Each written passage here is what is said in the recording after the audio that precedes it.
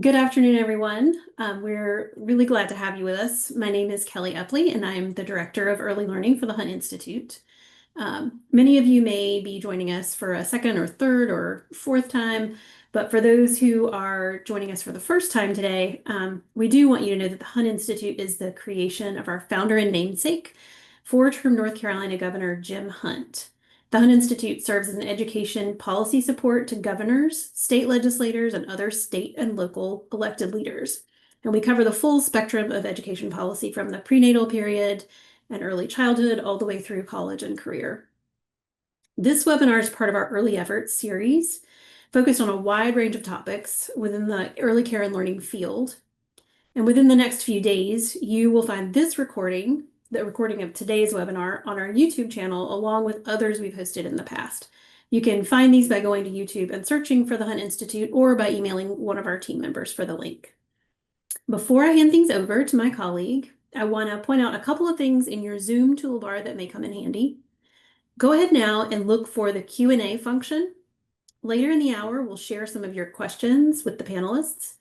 If you'd like to contribute a question, please use the Q&A function. Today's session is also closed captioned, and you can find those settings at the bottom of your screen. I'm going to hand it over now to our moderator, Angela Birch-Ochtree, to introduce herself and our resource experts to get started on the conversation. Thank you, Kelly. Hi, everyone. Yes, I'm Angela Birch-Ochtree. I am a Deputy Director with the Early Learning team, and I am pleased to introduce our resource experts for this session. We are joined today by Jessica Sager, co-founder and Chief Executive Officer at All Our Kin, and Erica Phillips, Executive Director of the National Association for Family Childcare. Welcome to you both. Just to get us started, some context and background. We know that childcare plays a key role in children's early development, parental workforce participation, and a state's economic productivity.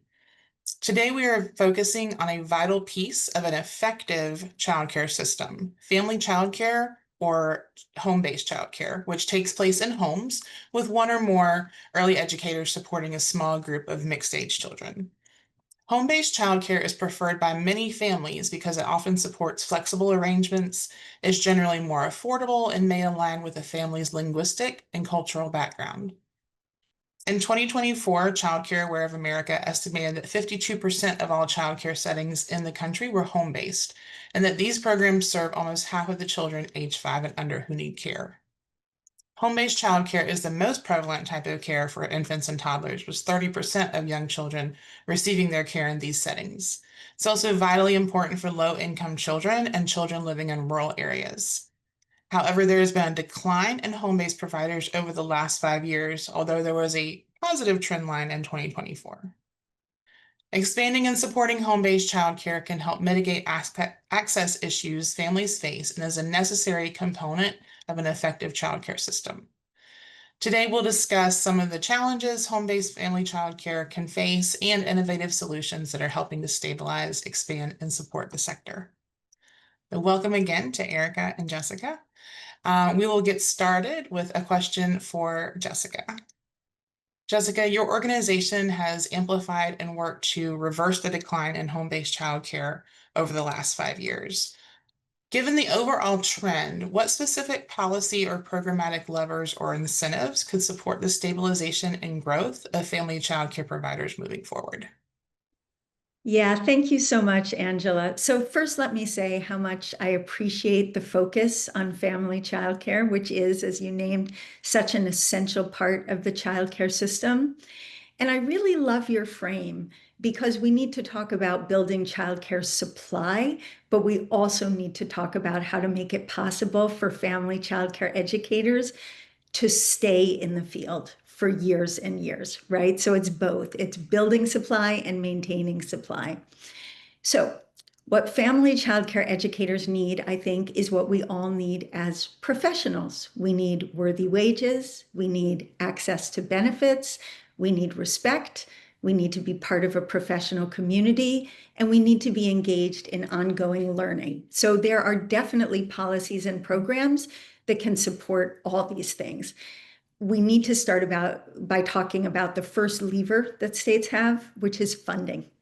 Thinking about the child care voucher system, how many families have access to it, and the levels at which it's set. Is your child care voucher system sufficient to actually make this a profession that folks want to enter because they can earn a living?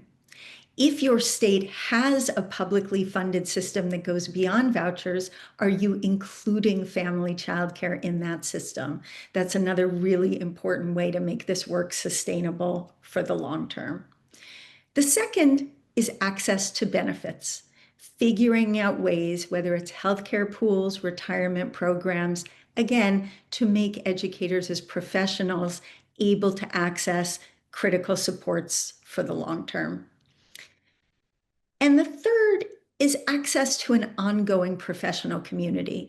Family childcare is really isolating work. And so it's very important that educators have spaces where they can come together with each other and where they can be engaged in ongoing learning as professionals at times and in manners that work for them, whether that's evenings and weekends, whether that's virtually during nap time. And it's important that those professional development opportunities are driven directly by educators themselves and what we are hearing they need. Business supports and training, for example.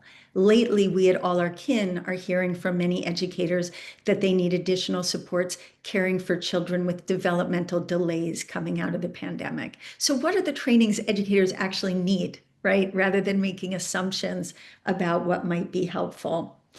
The next point I want to make is around licensure itself, making sure that your licensure system is transparent, that it's easy to navigate, that educators have support in doing that, that it's not punitive, and that raters and licensors are fair in how they're enforcing the rules. That can go a long way towards whether educators want to enter the profession or not.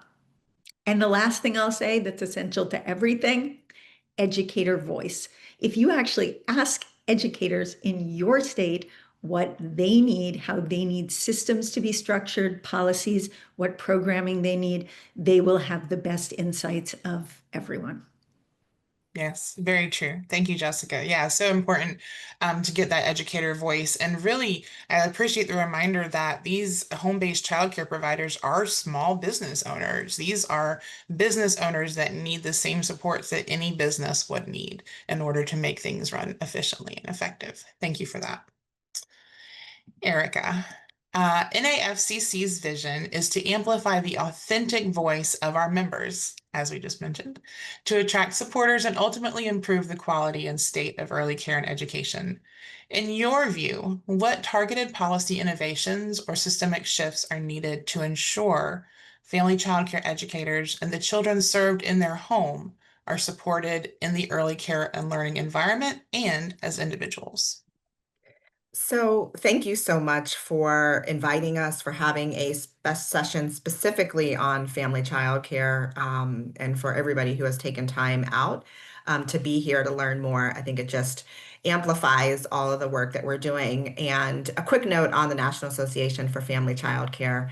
So we're the largest national professional association focused on supporting a high quality early care and education delivered in a home-based setting, also known as family childcare. So I bring in the virtual room with me today the thousands of family childcare educators that we partner with, we empower to ensure that they get the respect and the resources they need to transform early learning experiences for children, families, and their communities. And I appreciate this particular question because the support for children and family childcare educators as business owners, as educators, and as individuals is so interlinked. If family childcare is supported, the children are too, especially those that are in rural communities, immigrant communities, and those infants and toddlers who are most likely to be in a family childcare setting. So, to take a step back and answer this question, every year we survey our members and anybody in the family child care space to understand their experiences, their strengths, and the challenges. And from that, we've identified a number of trends that I'll share that sort of underpin the systemic changes that we want to see. And some of them were things that Jessica also noted on. So the first thing that comes out from the data is that family childcare is made up of a highly experienced and mature workforce. 85% of respondents have been working in early care and education for over 10 years. And nearly half have been working in early care and education for over 22 years. There's a tremendous amount of experience and education. Over 65% have an associate's degree or higher, and a full 66% are over the age of 50. And so they're very unique needs given all of the experience that our workforce has. And it drives the top policy issues that we see, which does include access to retirement, health insurance, paid time off, and increased compensation. In fact, for the last 3 years we've been doing this survey, access to retirement and health insurance has actually been ranked higher than increases to compensation, which shows that even when there are increases to compensation or scholarships or incentives, it's still not enough for them to be able to easily afford very expensive, expenses like retirement and health insurance that other people are able to access through their employer or in other ways. So nonetheless, low compensation is still a challenge. 30% report making between $7 to $10 an hour, and the majority below $15 an hour, despite working, well over 40, 60 hours a week. It's incredibly low pay. And then the recent expiration of ARPA funds is negatively impacting many of the respondents as we're seeing different pools of money dry up, or seeing the negative impacts from repaying COVID-related loans or funding that is being pulled from higher quality, from quality initiatives in their states. The second trend that I will point out is, given the makeup are really experienced educators, we also looked at those who were newer to family childcare because we know we have to build a pipeline. We know we have to bring people in and get them to maintain and sustain in order to replenish the childcare in communities. And very new family childcare educators, so those who had been in the field for less than 3 years, showed an even higher level of financial vulnerability. They were more likely to indicate that their family childcare income did not cover basic expenses, and less likely to access subsidy, CACFP, and to implement some basic payment best practices, like paying before service is rendered as opposed to after you've delivered care. And it's not because they don't want to do these things, they don't want to participate in the programs, but it's because they either lack the knowledge for how do you participate in a program like this, or there are barriers to participating, meaning the programs have closed or they don't have the children or families that qualify for those programs.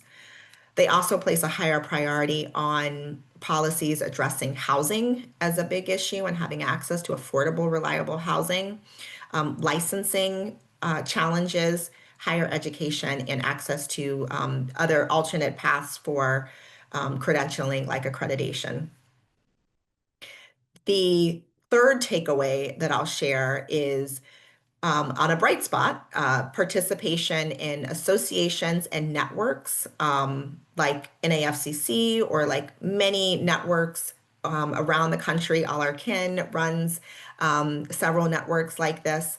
But just by being in community with other family child care educators and those focused on family child care, we see higher levels of participation in subsidy programs, higher engagement and advocacy, and most importantly, a greater likelihood to continue operating your program indefinitely. And so, following along those lines, we know that there has been a long, decades long decline in the number of licensed family child care programs. And when you ask those who did stay open, the number one thing that they would say is peer support. and it makes sense. As a family child care educator, you're often in your home, you're by yourself, it's isolating, and it can make it easy to give up or not access that resource that you need. But the informal or formal peer networks that create that community increases resource sharing, motivation, and the collective advocacy to make their needs known, so that they're more effective educators for their young children and families. Um, but from that same survey, less than half of family child care educators are connected with a family child care specific network. And so there's clearly a lot of way to go to make sure that those resources are available. So we take this survey information, the data, and our feedback from our ongoing community, and we've developed a set of 10 guiding policy principles. And I know they'll either be sent out afterwards. I can also put them in the chat, but I'll just quickly summarize what we believe to be most impactful in supporting family child care. First and foremost, every family should have access to affordable, high quality childcare in all settings, particularly in home based settings. They have to be included in any programs. We want to see policies that have sustained and increased public investment so that family child care educators can access fair wages, benefits, and build sustainable businesses. Family child care needs to be included in any early learning systems, particularly around pre-kindergarten, or other publicly funded mixed delivery models. We also advocate for tailored use of quality measures for family child care. So what does quality specifically look like in a home-based setting, whether that is using NAFCC's national accreditation or other tools that were developed with home-based settings in mind, and give family child care educators sort of a seat at the table in determining what their systems look like. We lift up policies that recognize and strengthen the unique role of home-based educators, covering everything from housing, nutrition, and small business support to make sure that they have the resources that they need to thrive both as small business owners, early learning professionals, educators, and leaders in their community. Thanks, Erica. Um, that's a lot, and I love that you have the data and the reports. And yes, thank you for that reminder too for everyone on the call, for everyone, excuse me, who registered. You will receive some the recording of this. You'll also receive links and resources from Erica and Jessica in a follow-up email that should go out tomorrow, actually. So keep an eye on your inbox, and you'll receive those resources. Thank you for sharing that, Erica. So important about the point about community. It's been coming up in a lot of things I've been reading in all different arenas lately, and just the value that we underestimate on the importance of that in many aspects, but certainly for folks and who run a business out of their home, having that community and being able to be connected. So as we enter this second question here, Jessica, we'll come back to you. Looking at some things that have been happening in legislatures across the country, Connecticut recently passed landmark legislation that resulting in funding from an early childhood endowment. How will family child care providers benefit from this legislation, and what role did All Our Kin play in this accomplishment? Yeah, it's so exciting that I can talk about this now. It's so new.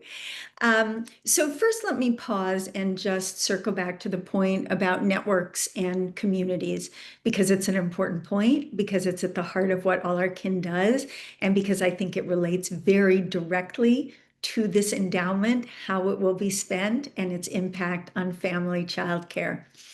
So All Our Kin actually began in Connecticut. And what we do is to create professional learning communities for family childcare educators. These include, in many cases, supports for some of the things I named for you, where maybe government needs some help, or, extra programming would be useful. So support around navigating licensing systems, professional development and learning, both in group settings and through coaching, business training, which Erica flagged, which is absolutely essential, as well as opportunities for peer community building, which leads to stronger advocacy and stronger peer voice. We began in New Haven, Connecticut. We expanded to multiple cities in Connecticut and then to New York City. And we now are partnering with agencies in 34 states that are working to build or strengthen their family childcare networks. And I think that's really important because Erica's data point that 50% of educators do not have access to such a network, that's a stat that really gives me pause. And I think thinking about how we build professional community is important. And I think it connects to the legislation in Connecticut, because when All Our Kin began, Connecticut invested pretty much solely in center-based care for 3 and 4-year-olds. And through the development of All Our Kin's networks, through the data that we collected about the impact of family childcare, about the quality of family childcare, about the economic importance of family childcare, and most of all, through the powerful voices of educators who were coming together in community across Connecticut, we were able to really change the way the state engaged with family childcare educators over a period of time. Our state created an Office of Early Childhood, which brought together multiple programs, and we were able to get that office to really put family childcare front and center, to put funding into family childcare networks, to include family childcare educators in pandemic-related grants, in facilities-related funding, etc. And that really poised us for this moment when Connecticut doubled down on investing in childcare, when Connecticut recognized that we are never going to be a state where families can thrive if we don't have adequate money for childcare. And really, this endowment is so significant, not only because of the amount, but because it includes family childcare educators who are specifically named in the endowment. And it includes infants and toddlers. And I know that's not the focus of this webinar, but I think it's so important to name it because that's where the need is. Any system that only funds 3 and 4-year-olds is always going to leave families in the lurch. Not only that, the endowment actually provides for educator leadership.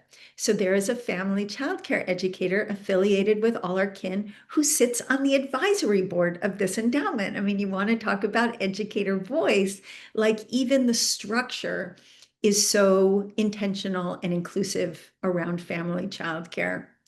So, I would say that definitely has to do with All Our Kin's work, but I would say even more, it has to do with the educator leaders who have emerged across our state, often in partnership with All Our Kin.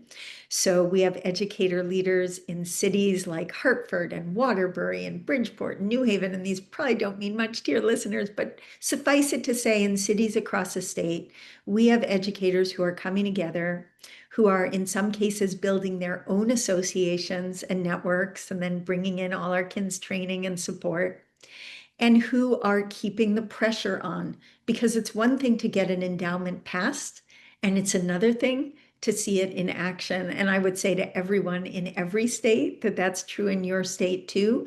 There's how the policy is written and how it's implemented. And so I think All Our Kin had a role to play in getting this endowment passed in the way that it was passed, in the way that it includes family childcare, but we also very much have a role to play in ensuring that it's implemented as it's designed, and that programs, as they are rolled out by the state, are actually designed in a way that is inclusive of family childcare, not just in paper, but on practice as well. And that has to do with everything from quality standards, as Erica referenced, quality standards that are actually appropriate for family childcare, recognize that a home looks different than the center, to ongoing professional learning and support, that we're never asking educators to meet a set of standards without also providing support and training around how to meet those standards. Thank you. Yeah, that's amazing. The Connecticut legislation, amazing. All our Ken's role and how it came to be amazing too. And I do appreciate you highlighting infants and toddlers because they are often left out, and that is the area of highest need. And as those introductory remarks noted, it is a strong correlation, a strong connection between family child care and home-based care and infants and toddlers and the care that they receive. So always important to call them out separately. And certainly, yes, the policy is there now, and now the implementation and who holds those policymakers accountable for implementing it the way that it was meant to be. So definitely work to be done, but it's a huge step forward, and congratulations to all our kin for your role in that. Erica, what other bright spots do you see in policy for family child care providers? What strategic points of entry do you see for the National Association for Family Child Care to support stabilization and growth in this sector? This is a good question, and it's at times like now where there's so much happening, good, bad, and in between. It is helpful and hopeful to think about the bright spots that are emerging in policy for family child care, and so that's something that we do, and we try. I think it's helpful just to point these out because progress is possible when we share the bright spots, when we make sure that family child care educators are visible and a part of governance or decision making. So over the past years, you alluded to this in your introduction, but we actually, for the first time in more than a decade, have seen a increase in the supply of licensed family child care, which is great because for the last 15 years, it has been in the opposite direction. Um, However, it is primarily driven in a few states, specifically California, Massachusetts, and Virginia have had significant increases. Most other states are not seeing that, are still seeing a decline. And I see there's a question in the Q&A. So while we are seeing this, it points to bright spots and it's proof that some investments can make a difference. So policy wins that speak directly to the realities of family child care. So first, around compensation and rate increases, we have seen that across the country. At the national level, the majority of states have increased their subsidy or their public funding for child care that impacts family child care that also can impact, the amounts that they're receiving in their private pay. And so we have seen increases here. We're also looking at places where there's equity, right? Where an amount that a child gets in a center or in a school-based facility is the same as what you would get in a home-based setting. And some of the places where we've seen that, it's mostly around infant toddler care, but we've seen that in what's proposed in New Mexico, which is an exciting place because of their investment in universal child care. But in New Mexico, Virginia, and Connecticut is also a place that's committed to having that equity and not accepting that just because you're in a home-based setting, you should get paid less. That is absolutely not the case. And in some ways, I was with a group of our family child care leaders. She was referring to family childcare as boutique. And when you are in a boutique area, you might actually value that a little bit more. And so they were sort of motivating each other by thinking, well, we are a boutique offering and should be valued in that way. And so we're happy to see that coming through in some states where they're being paid at parity with other settings. The second is access to health insurance is a reality in Washington, D.C. and the state of Washington. They've done it differently, but they have programs that provide health insurance to family child care and their families. And Connecticut, as a part of that endowment, is also mandated to research what that would look like in Connecticut. And so we're excited to see where that will go. There's also movement around retirement programs. So in California, they are also researching what what a retirement system will look like for family child care, and that's also eligible for family friend and neighbor. So we're excited to see what comes from that.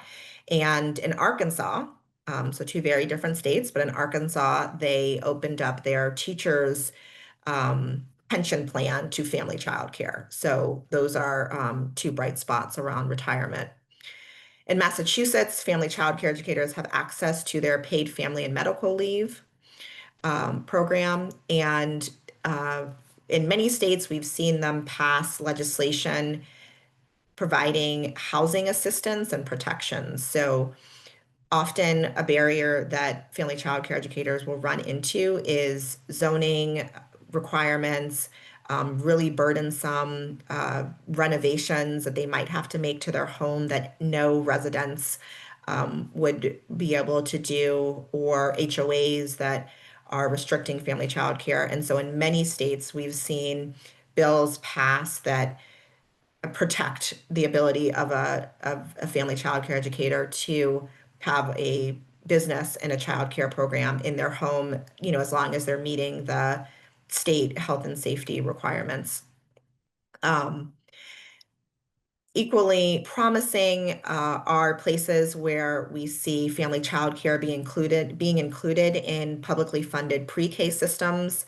Some standouts there are Portland, Oregon, Philadelphia, New York, and Seattle, where family child care is included in their pre-K systems. Maryland, also another example of that.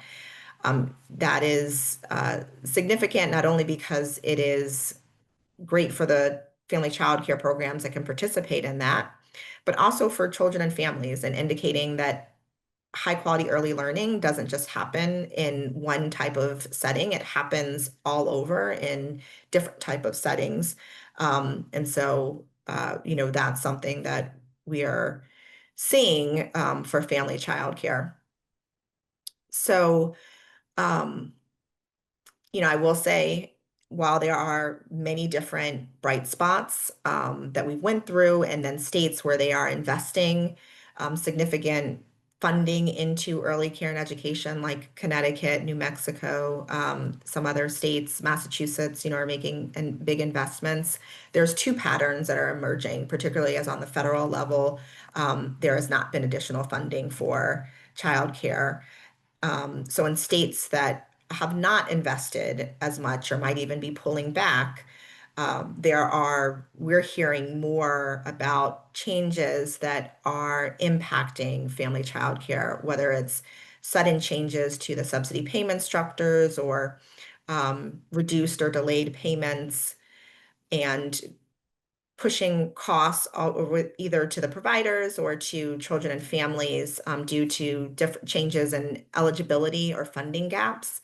And so we really want to kind of protect the progress that has been made, and make sure that these important programs are not closed, scaled back, or ultimately leaving families with less care and educators without income. So what does an AFCC do? You asked kind of the strategic entry point for NAFCC. And we really see ourselves as building the momentum to continue on the progress, and also to stabilize and to sort of be the warning system when programs are being changed in a way that negatively impacts family child care. And so we have a strategic plan that outlines 4 key entry points. I won't go into detail on all of them, but the first is creating pathways to business and personal prosperity for family child care educators. And that means launching new business training, tax advising groups, exploring benefit options around health and retirement for family child care. The second is continuing to elevate quality in family child care. We believe deeply that family child care is just as good for young children as any other setting. And Part of our role is to share stories to help families and decision makers understand what the potential is for family childcare, and it should be included in all of early learning systems. And so we're working to strengthen professional support services for family childcare. The third thing is inspiring advocacy to amplify educator voices. So we are building the advocacy muscle of our association to really work together across all states to lift up what's working and also uh, to shout, to use our voices when things need to be changed. We have a program called Leaders Shaping Leaders, which over 100 alumni have participated in that program, and all of them are coming out of that program, more confident and willing to testify, to meet with agencies, to invite people into their homes, to specifically share, what is needed for family childcare. The last thing we're doing is influencing policy to create impact and scale. And so um, uh, really strengthening the voice of family childcare on the national platform, connecting research, storytelling, advocacy, changing the narrative. We had an Emmy nominated, it was a regional Emmy nominated mini documentary called We Are Family Childcare that was really compelling because there's a lot of myths and misunderstanding around what is family childcare. So we're really trying to put out resources that bring the voices of family childcare into every policy making table so that family childcare is not just surviving but thriving. Yes. Yes, that is the goal. Yes, and the link to that documentary, the link to your strategic plan will be part of the resources that are shared in this post webinar email. So folks online should watch for that and take a look at those materials as well. I love what you said about strengthening the advocacy muscle, because that is something it's a muscle that, the first time you go to talk to a policymaker and plead your case and advocate for your cause, it's a little nerve-wracking, but the more you do it, the easier it becomes. And so, any programs that support that, great that those folks are building that muscle. And I just have to bring back family childcare as a boutique. I love that, and I'm going to be using that from now on because I think it's really important and I think it's valid. It is. That's how it should be viewed. It's a boutique service. So thank you for highlighting that. Thank you both for those questions. One last question for both of you, and then we will go to the Q&A. I see some questions in the Q&A box. Feel free to add that if you have not yet. So this last question, though, for both of you, what are the key next steps needed to increase family child care providers' recognition as educators who receive equitable pay, benefits, and professional development opportunities? And I have to say, at first, the question said in parity with center providers, but that's not the goal, because center providers aren't doing great in those areas either. So just in general, what are the next steps for family and child care providers and you've both addressed that in different places, these paid benefits, professional development, but the very next step, what's the key next step? Jessica, we'll go to you first. Yeah, so a couple of things, if I can have just a couple of next steps. I think the first is to raise awareness, right? Like you are doing right now with this webinar. So many folks don't even understand really what family childcare is. I just got invited to speak with a state legislator in a state that I won't name, who he was really smart, and he was like, "What's FCC?" I don't know.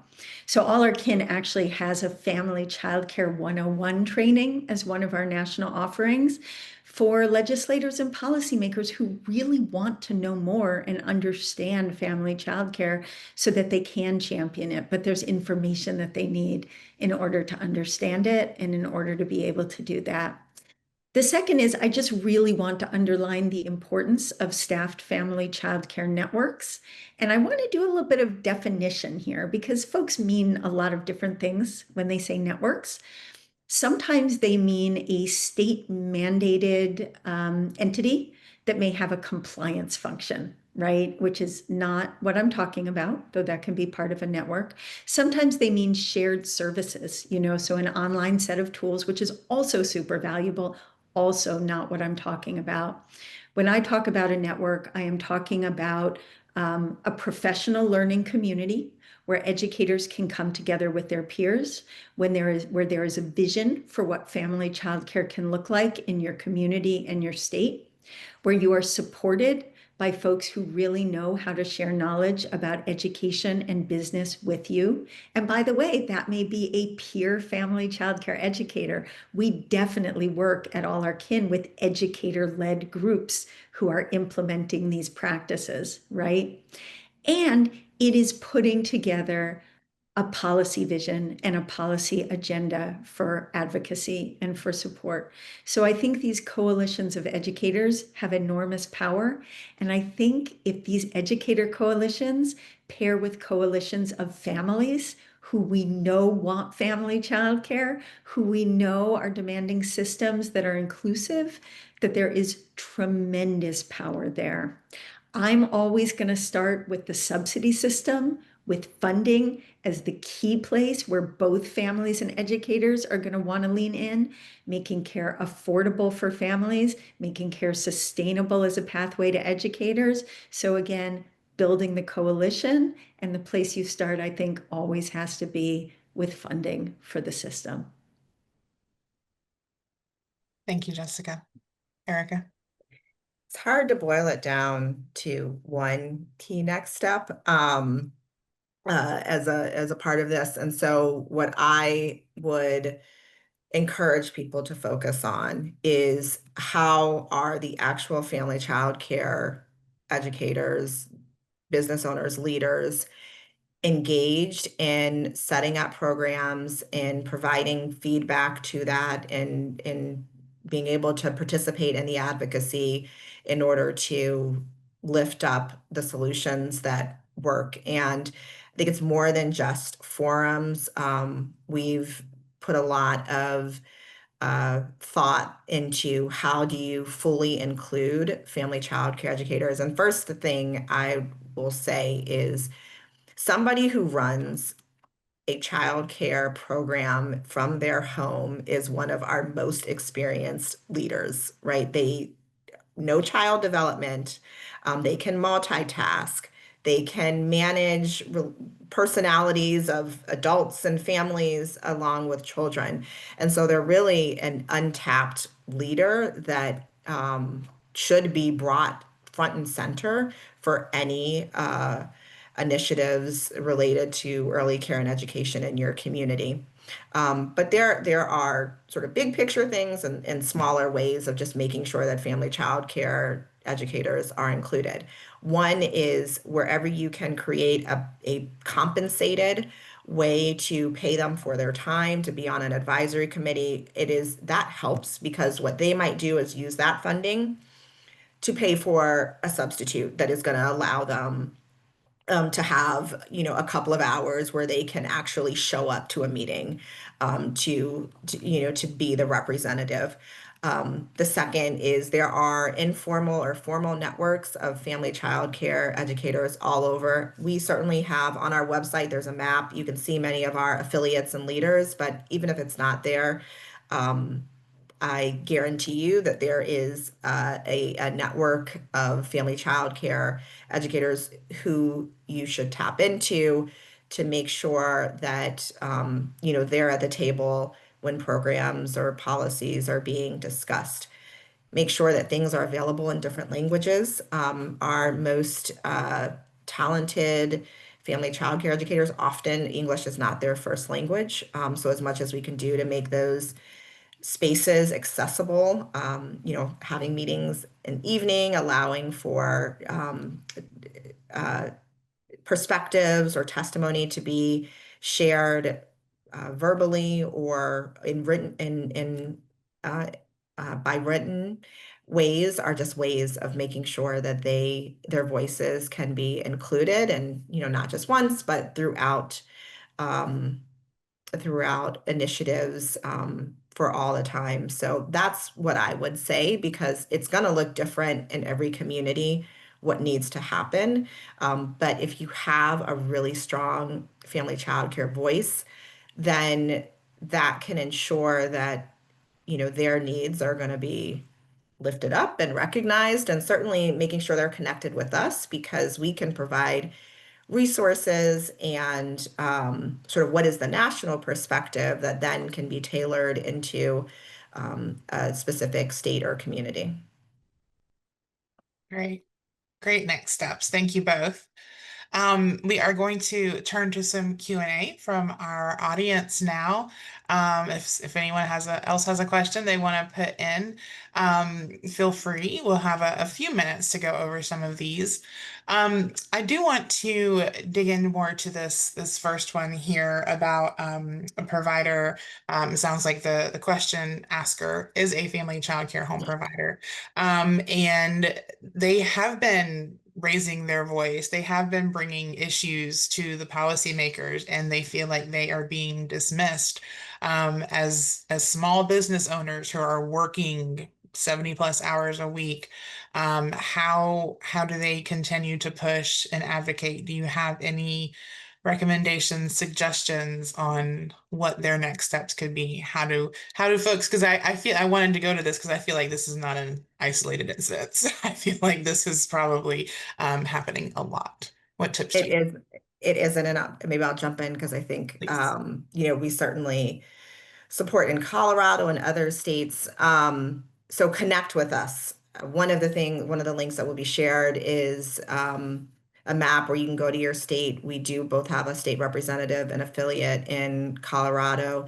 This person actually might be with the Colorado Association. I know they've been working really hard to see changes, and there have been a lot of barriers put into place, but just to make sure that they are connected with their state groups and NAFCC as a part of that, to see if there are ways we can provide specific resources or forums in Colorado that sometimes having a different perspective can lead to the breakthrough that you're looking for. And the second, this is something that I personally try and practice, bring solutions. We know the challenges up and down, and those who are in positions of leadership are often really looking for a solution to latch onto.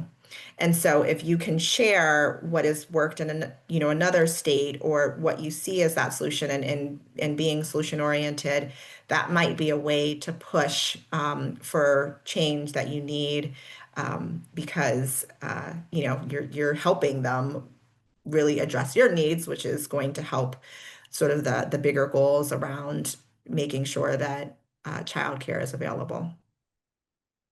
Thank you. That's great. Jessica, what would you add?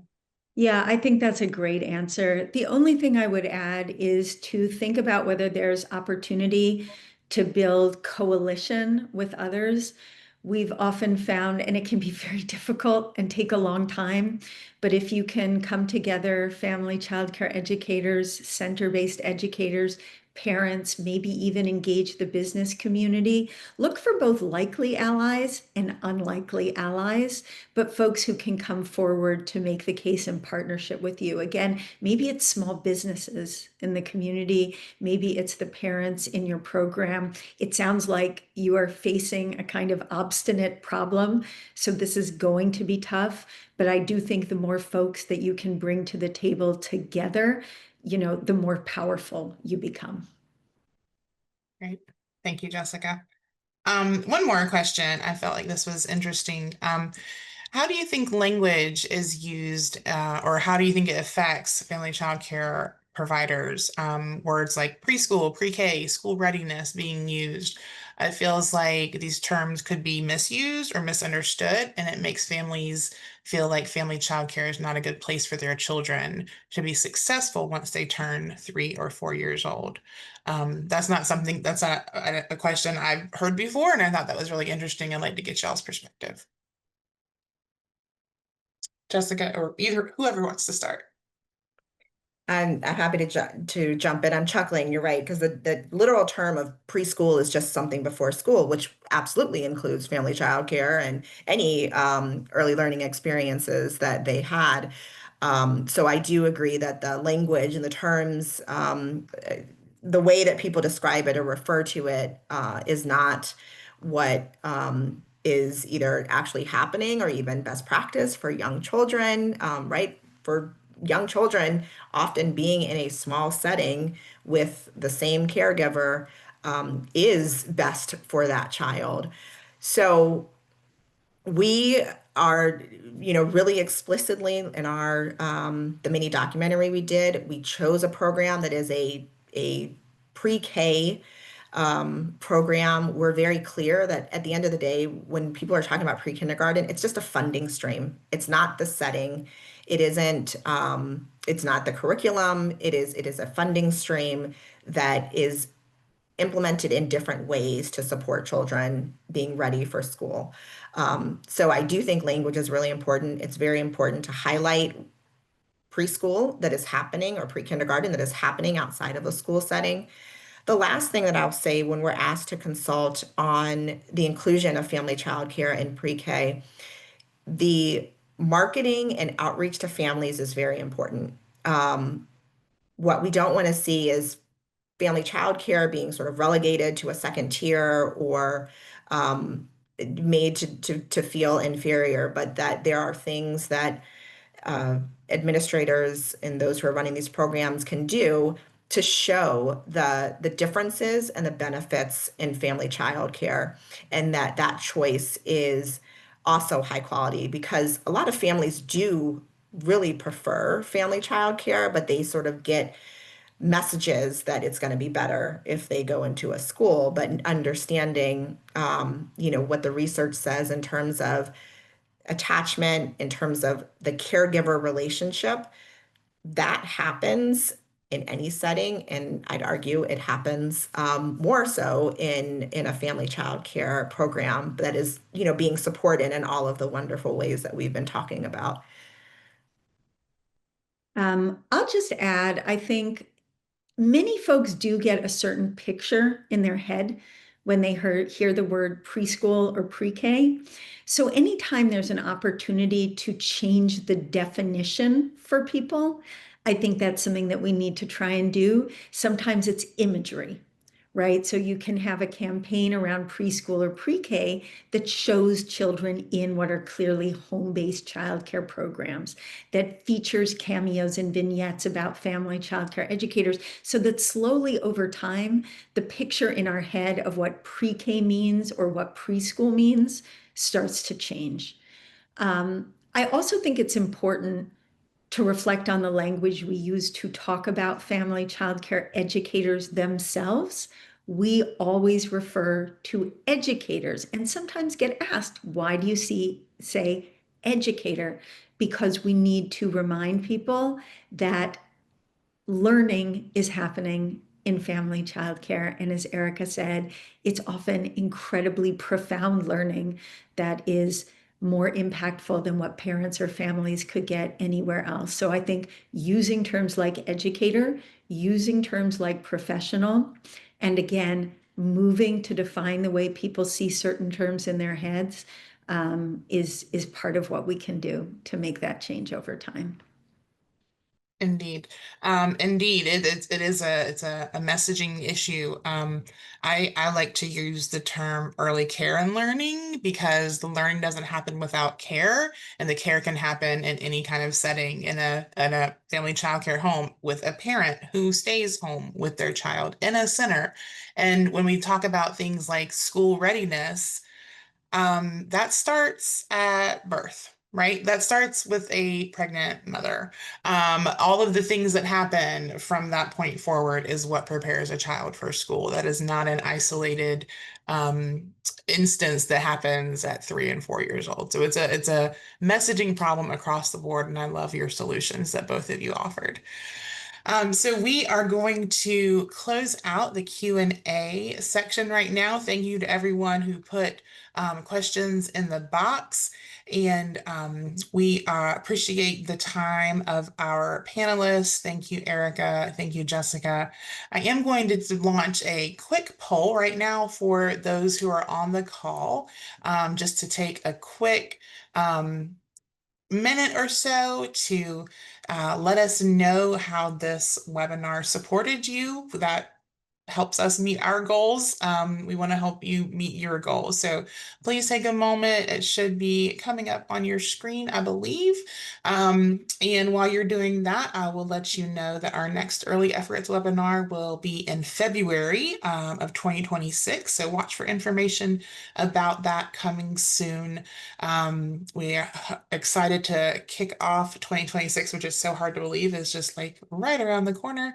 And a new webinars for the new year.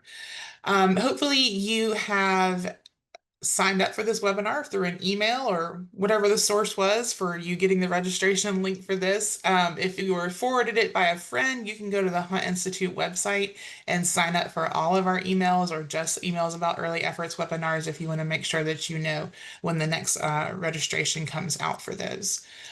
Thank you to everyone who has completed the poll so far. I'm going to leave that open for a few minutes.